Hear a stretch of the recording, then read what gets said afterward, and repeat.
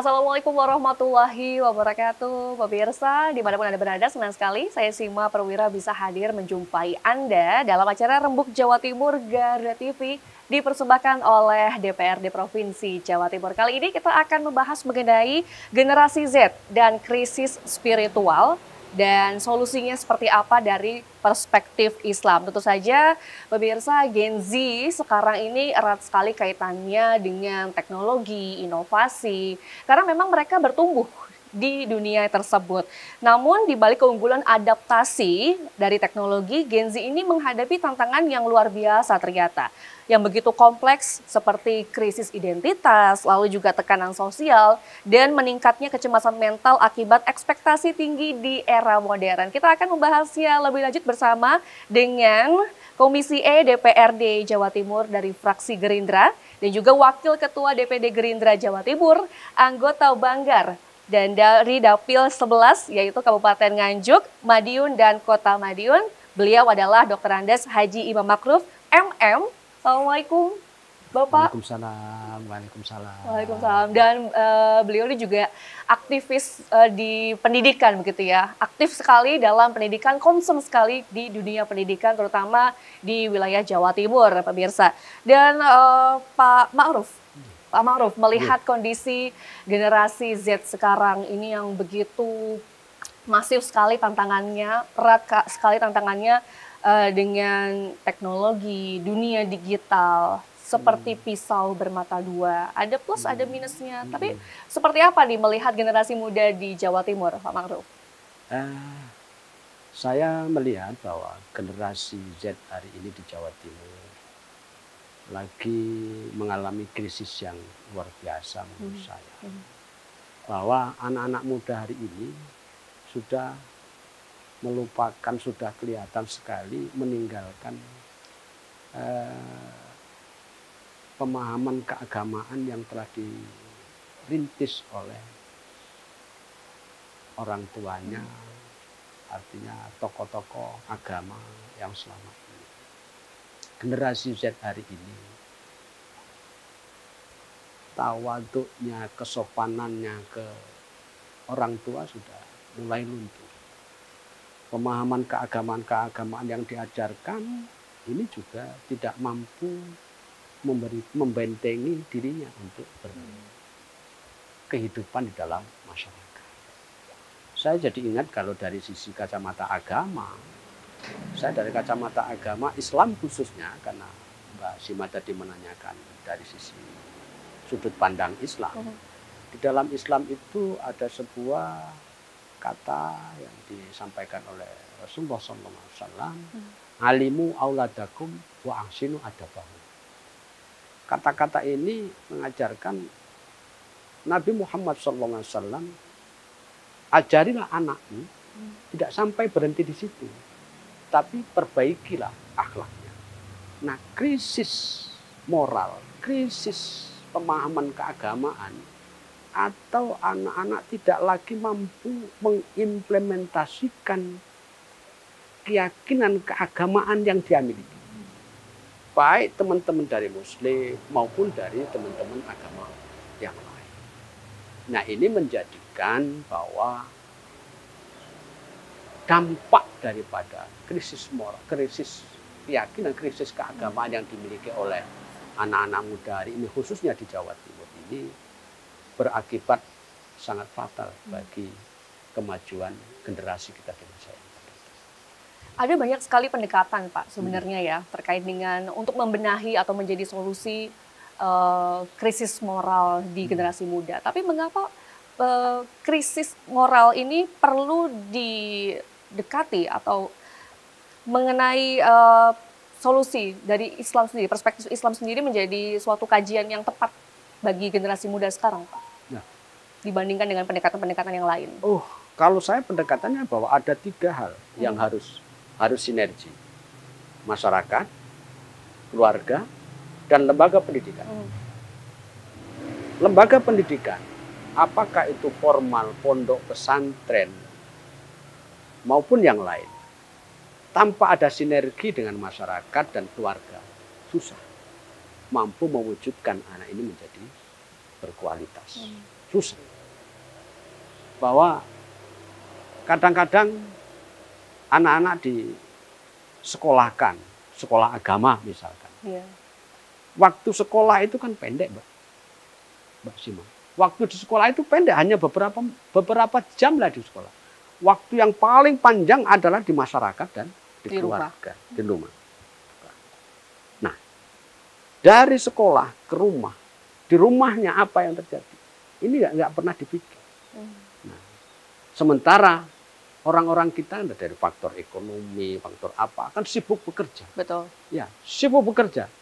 Maka tidak ada waktu sama sekali untuk mendidik anak-anaknya atau mengajari anak-anaknya, untuk mengarahkan anak-anak untuk berbuat. Nah, ini waktu yang panjang di sekolah paling pagi sampai jam 12. Ya. Sore, siang sampai malam, apa yang akan terjadi? Nah, pengaruh HP ini, pengaruh HP yang luar biasa ini pada anak-anak. Pengaruh HP yang luar biasa, sehingga apa materi-materi yang diajarkan anak-anak dari kecil ini sehingga tidak mampu masuk ke dalam diri anak, sehingga tidak mampu apa sifat apa perilaku anak ini menggambarkan ajaran-ajaran moral agama yang dia yakini. Ini yang saya melihat seperti itu. Sehingga ini di masyarakat sudah pengaruh lingkungan yang luar biasa keras, pengaruh lingkungan di masyarakat yang luar biasa keras. Sementara keluarga tidak mampu memfilternya. Dengan kata lain berarti sebenarnya benteng utama dari anak-anak kita itu adalah di rumah terlebih dahulu. Betul. Pendidikan akhlak tuh harus dimulai dari rumah dulu, Pak. Betul. Nah, sementara kalau kita amati sedikit anak-anak yang ditaruh di lembaga-lembaga pendidikan yang budi atau pondok pesantren. Lebih banyak mereka yang sekolah-sekolah formal tidak belajar agama.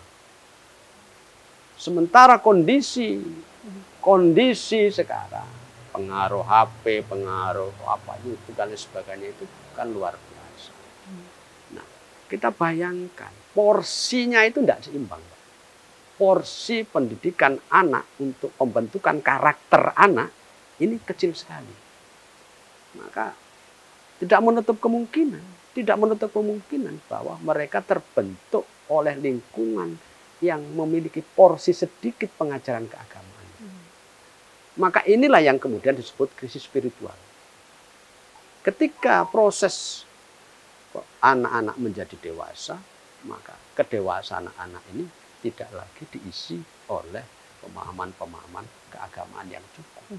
Karena tidak di pesantren, hanya mengenyam pendidikan formal, mereka mendapatkan pelajaran agama hanya berapa jam? Seminggu mungkin nggak sampai 2 jam. Betul. Kita bayangkan anak yang dalam situasi era kayak begini, anak hanya mendapatkan materi pelajaran agama seminggu 2 jam atau 1 jam lah katakan. Betul. Kita nggak bisa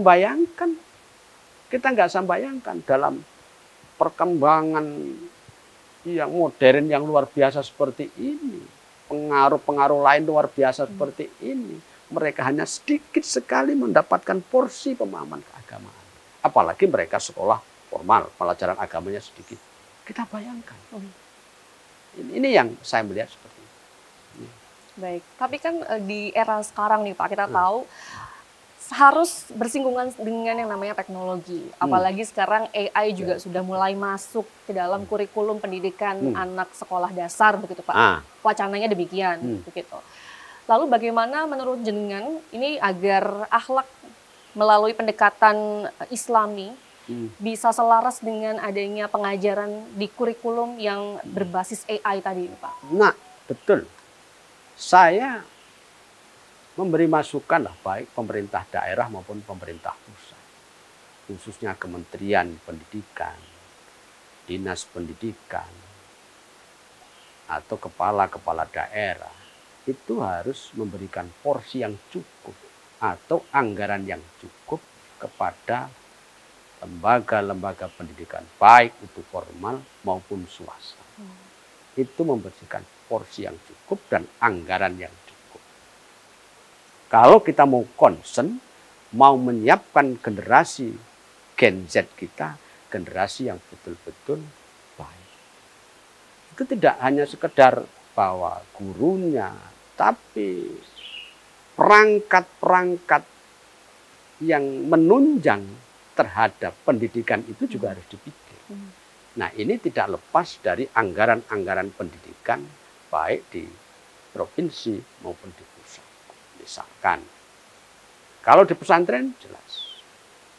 Nah, kalau di Jawa Barat tadi menyinggung Mas Dedi, Pak Dedi Mulyadi itu, anak-anak yang krisis moral ini tadi dimasukkan ke barat. Di Jawa Timur ini basisnya pesantren, basis pesantren. Hampir sama saya kira.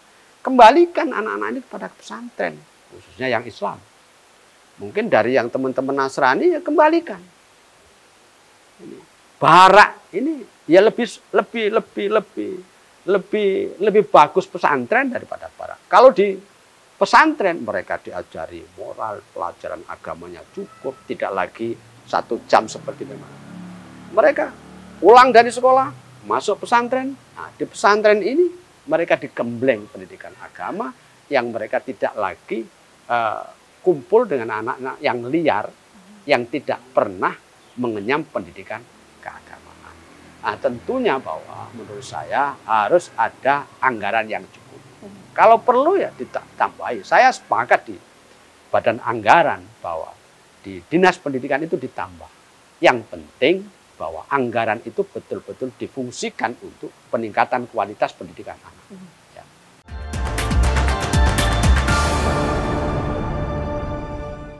Tahun 2045 pemirsa, Indonesia diproyeksikan akan menjadi negara maju dan kelebihan demografi penduduk yang didominasi oleh generasi Z ini diharapkan mampu memberikan peluang-peluang positif bagi Indonesia. Namun kalau misalkan kita melihat generasi zaman sekarang ini bukannya menjadi Indonesia emas tapi malah menjadi Indonesia cemas. Nah, tadi ada solusi dari Pak Ma'ruf nih. Kalau di Jawa Barat ada barak militer yang dijadikan sebagai solusi bagi pemerintah daerah sana ya Pak ya, untuk menggembleng, untuk mengarahkan anak-anak yang punya krisis moral. Nah, kalau di Jawa Timur tadi ada pondok pesantren seperti yang jenengan sampaikan di segmen sebelumnya Pak. Seperti apa Pak proyeksinya? Kenapa bisa pondok pesantren ini kemudian menjadi solusi yang efektif, optimal bagi penggemblengan mental karakter generasi-generasi kita Pak? Ya, di Jawa Timur itu ribuan Pak. Pondok pesantren di Jawa Timur itu udah ribuan. Nah, hampir penduduk di Jawa Timur itu didominasi oleh kalangan Nahdliyin. Nahdliyin itu Nahdlatul Ulama itu basisnya di pondok pesantren. Ya. Nah, pondok pesantren di Jawa Timur sudah saya melihat suatu yang variatif, yang modern, yang salah, itu lengkap. Sebenarnya ini sudah tersedia buat masyarakat. Masyarakat yang menginginkan anaknya masuk di pondok pesantren modern, siap, ada, banyak. Gontor, itu banyak. Pondok-pondok yang bernuansa salaf juga banyak. Dan sekarang saya melihat pondok-pondok di Jawa Timur itu sudah membentuk juga lembaga-lembaga pendidikan formal. Yang juga tidak kalah dengan lembaga pendidikan formal yang ada di luar pondok. Dan mereka sudah bersaing betul. Bahkan di perguruan tinggi negeri di Indonesia, di UGM, UI, banyak jebolan-jebolan pondok pesantren yang sudah masuk di sana. Dan tidak kalah. Tidak kalah mereka. Tidak kalah. Nah, ini saya kira menjadi suatu solusi yang tepat bagi masyarakat untuk mendidik, memasukkan anaknya. Bukan saya ini promosi, bukan. Tapi melihat seperti Mbak Sima tadi mengatakan bahwa ini Indonesia cemas, bukan Indonesia emas. Gitu kan. Karena krisis moral, krisis agama ini sudah luar biasa. Masyarakat kita sudah luar biasa kita melihat bahwa ada pelanggaran-pelanggaran asusila di sekolah-sekolah ini terjadi, dan itu tidak hanya lagi di sekolah SMA yang notabene tidak ada, tapi juga sekolah-sekolah agama, madrasah aliyah, madrasah sanawiyah, itu sudah banyak dan sudah kayak tidak ada bedanya. Nggak ada bedanya lembaga pendidikan madrasah aliyah dengan SMP, kenakalan remajanya lah, kenakalan anak-anaknya lah. Lembaga aliyah, sekolah aliyah dengan SMA sudah tidak ada bedanya menurut saya. Mirip-mirip lah, Pak. Bahwa kenakalan, krisis moralnya itu hampir sama. Karena mereka tidak punya basic pesantren. Nah, kalau pesantren beda. Tentu, seperti Kang Deddy masuk di barat. Kalau pesantren ada aturan-aturan yang ketat. Mereka anak-anak keluar tidak bebas. 24 jam mereka hanya diselingi tidur aja, tapi belajar full. Belajar full mereka. Malam dia belajar, sore dia belajar agama. Ada macam-macam, ada kelasnya macam-macam. Ini adalah model menurut saya, model menyiapkan apa yang di dalam dunia pewayangan itu seperti masuk di kawah Condro di Muko. Ini menarik menurut saya, menarik dalam era seperti ini. Makanya dalam era yang hari ini bahwa moral itu menjadi suatu yang penting, menjadi suatu yang penting di dunia politik, di ekonomi. Ini, ya, koruptor-koruptor kita itu juga agamanya krisis moral. Itu bukan orang bodoh, orang pinter, sarjana semua, Mbak. Ya, koruptor kita. Itu juga ada orang mencabuli. Ya, ustadz mencabuli, ini juga bukan orang pintar, orang pintar. Maka saya sepakat, saya mengutip apa yang dikatakan Margaret Thatcher, knowledge will give you power, but good character will give you respect.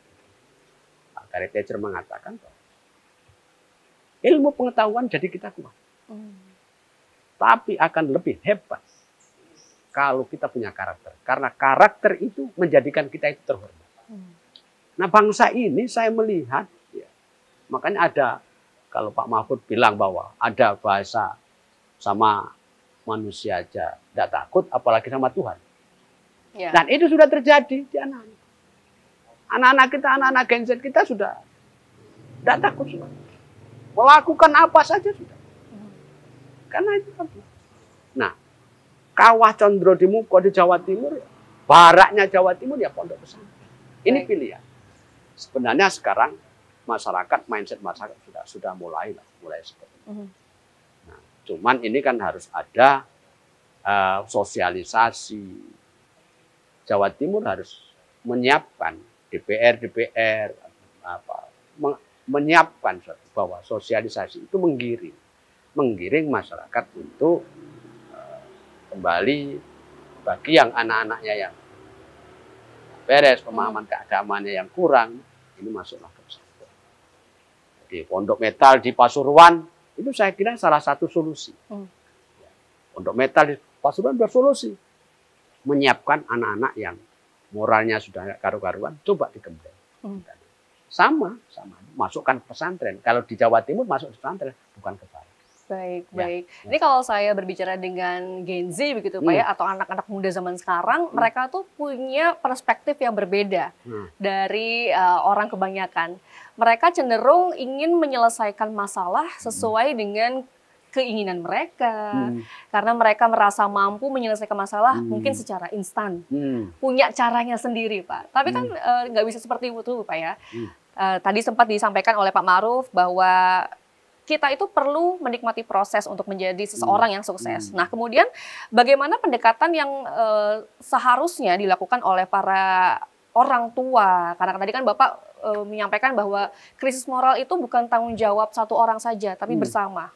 Keluarga iya, masyarakat juga, kemudian lembaga pendidikan juga. Pendekatan apa Pak yang perlu dikaji? Apakah perlu dari Komisi DPRD Jawa Timur ini kemudian mendorong peran tokoh agama, guru ngaji, atau ustadz milenial nih Pak, agar bisa menyentuh hatinya para Gen Z? Ya, ini yang perlu disadari oleh menjadi PR kita semuanya, bahwa tokoh-tokoh masyarakat harus mampu memberikan sosialisasi, memberikan pemahaman kepada anak-anak. Bahwa proses itu tidak bisa ditinggalkan. Bahwa akan menjadi apapun dia, menjadi dosen, menjadi pengusaha, menjadi politisi, menjadi hakim, bahwa ada proses. Ini yang tidak pernah disadari oleh generasi Gen Z. Mereka maunya instan, ya kan? Yeah. Maunya dulu kayak instan. Tidak mau susah tapi cepat dapat, gitu aja. Anak-anak muda hari ini sekarang. Betul. Dan itu sudah terbentuk. Jangankan di masalah ini. Mereka mau makan aja kan nggak mau mereka pergi naik motor kedua. Mereka pakai Grab dari GoFood. Betul. Ya, datang sendiri. Mereka nggak mau susah anak-anak hari ini. Ini yang kemudian menjadi mereka terbentuk karakternya seperti ini. Dalam hal apapun mereka maunya nggak mau susah.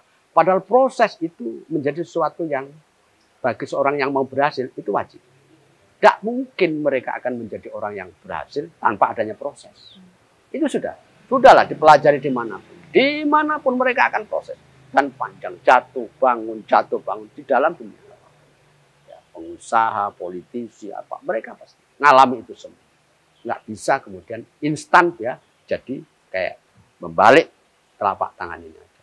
Ini yang tidak pernah disadari oleh generasi Gen Z kita. Nah ini menjadi PR bagi kita, bagi orang tua, bagi tokoh-tokoh masyarakat, pemerintah daerah, harus ada regulasi. Mengajarkan kepada apa? Bahwa bagaimana membentuk anak-anak ini menyadarkan bahwa ini ada proses. Contoh saya punya pondok di sini, bahwa semua yang ada di sini, ketika sudah tamat SMA, sudah saya latih kerja. Semua mahasiswa yang di sini, saya latih kerja. Tidak bisa kamu nanti keluar kuliah, mesti kamu akan bingung. Semua anak-anak yang nempat di pondok saya ajari kerja. Kuliah dia sambil kerja. Ini menjadi terbentuk dirinya nanti. Menjadi terbentuk, akan menjadi orang kuat. Ini yang nggak pernah disadari. Nah, saya menyayangkan bagi orang-orang yang berhasil kemudian jadi orang kaya, menyayangkan betul. Mereka kasih sayangnya kepada anaknya ini terlalu memanjakan. Ketika kaya diberikan mobil. Coba kasus-kasus di Indonesia. Anak-anak orang yang kaya, pejabat-pejabat yang ambil uang, kemudian anak itu dimanjakan, diberi Rubicon apa? Coba enggak. Adakah yang berhasil? Pasti berujung pada masalah. Baik masalah hukum, masalah pembunuhan, masalah apa yang terjadi. Ya. Banyak itu, coba kita kaji. Ini karena orang tua, cara mendidiknya anaknya. Ketika berhasil, ya anak harus mengikuti proses. You berhasil, kamu berhasil, prosesnya bagaimana? Ajarkan kepada anakmu. Saya kagum kepada, saya orang Islam, saya punya pondok, kagum dengan Chinese. Mereka mampu memproses anak-anak ini menjadi kuat. Dari sisi ekonomi. Ini yang kita lengah. Mampu memproses anaknya itu untuk menjadi berhasil itu berproses. Ini yang harus menjadi catatan bagi siapapun. Ya. Nah, bagaimana nanti Jawa Timur juga lembaga-lembaga pendidikan formal, lembaga-lembaga pendidikan pesantren itu juga mampu mencetak anak-anak ini berproses. Tidak hanya sekedar memberikan materi-materi pelajaran, tapi mereka berproses. Dilatih mereka ketika pesantren ngajar kitab, dia mendengar kitab, latih dia, sekali-kali dia suruh ngajar.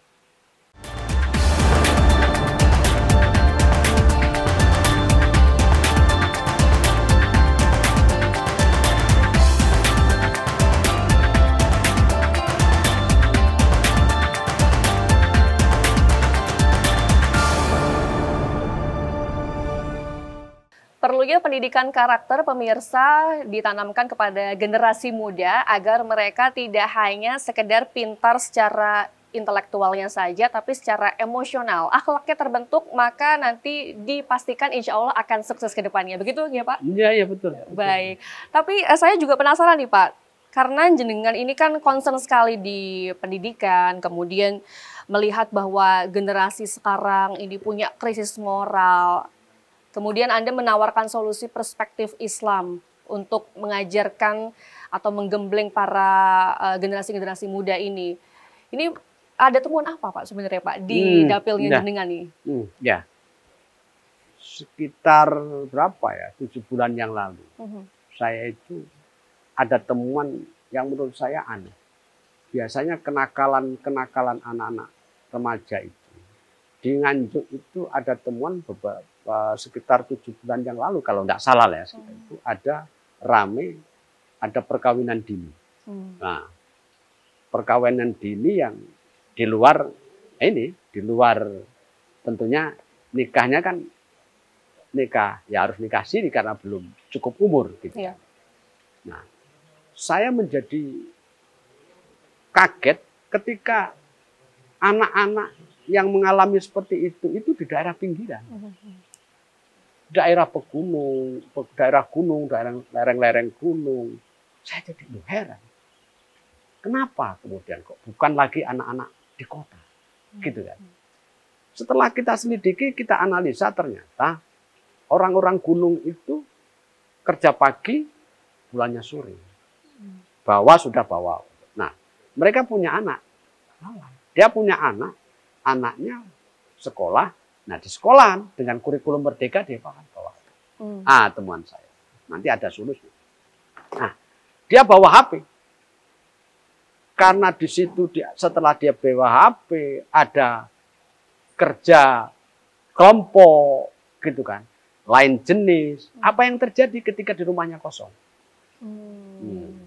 Apa yang akan terjadi ketika di rumah kosong, sementara dia krisis agama. Sudah, karena anak-anak usia seperti itu kan, agama itu hanya sekarang menjadi pelajaran saja, tidak masuk ke dalam jiwa. Hanya formalitas. Formalitas, begitu, Pak, ya? Betul. Nah, maka disitulah sudah bebas HP.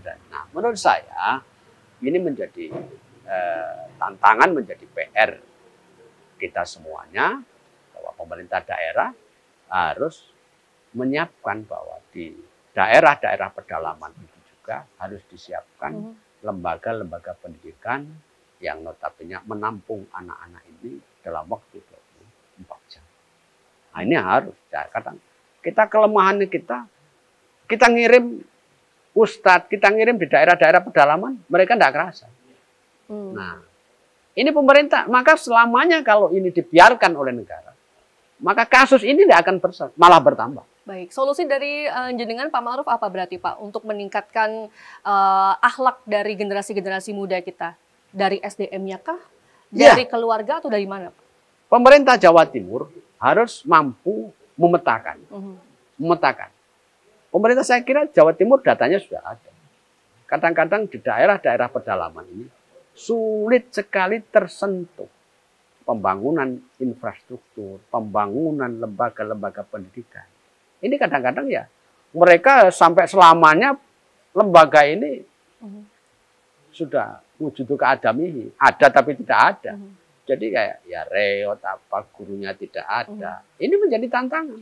Makanya kalau kemudian Jawa Timur tidak memperhatikan ini, yang diberi katakan yang dibangun yang apa itu daerah perkotaan saja, tapi daerah-daerah pedalaman yang sungguhnya ini menjadi prioritas, ini, ya tidak menutup kemungkinan bahwa persoalan ini akan tidak pernah selesai, malah menjadi bertambah. Baik, berarti harus ada evaluasi dalam sistem perekrutan SDM. Betul. Baik. Ya, harus ada sistem perekrutan SDM bagi tenaga-tenaga pendidik, tenaga-tenaga agama, pengajaran agama di daerah-daerah pedalaman. Baik. Ya. Terakhir Pak, terkait dengan pesan gitu kepada pendidik di Jawa Timur, kepada keluarga dan juga masyarakat di Jawa Timur ini bagaimana Pak untuk menghadapi tantangan krisis moral? Saya pesan ya kepada masyarakat di Jawa Timur khususnya, Kalau di Jawa Barat kita ada pesantren, maka orang tua jangan pernah khawatir menyekolahkan anak-anaknya kepada pendidikan di lembaga pendidikan pesantren. Karena itu jawaban bahwa moral menjadi suatu pilihan. Moral menjadi hari ini, moral menjadi suatu pilihan. Bukan pinter saja. Pinter yes, tapi moral menjadi sesuatu yang menjadi jaminan anak itu menjadi baik. Pinter nyopet, pinter korupsi, pinter maling kan bisa saja gitu aja ya. Iya, pinter nyopet, pinter maling, pinter apa bisa saja. Tapi kalau dia punya karakter, dia akan menjadi. Nah, negara ini butuh itu. Hari ini yang dibutuhkan negara adalah itu. Baik. Tanpa itu negara. Ya. Baik, tentu saja ini merupakan tanggung jawab kita bersama, perlu adanya sinergitas sekali lagi dari masyarakat, keluarga, dan juga lembaga pendidikan begitu ya, biar tidak hanya dilimpahkan kepada satu lembaga saja begitu. Baiklah, terima kasih Pak Ma'ruf sudah bisa berbincang-bincang bersama kami di Rembuk Jawa Timur Garuda TV yang merupakan dipersembahkan dari DPRD Jawa Timur. Tentu saja tadi ya pemirsa diingat solusi dan juga pesan dari Pak Ma'ruf, semoga kedepannya para generasi muda ini bisa menjadi generasi yang tangguh dan bukan generasi strawberry atau strawberry generation ya, yang disentuh dikit langsung lemah. Saya Sima Perwira pamit, sampai jumpa di Rembuk Jawa Timur Garuda TV.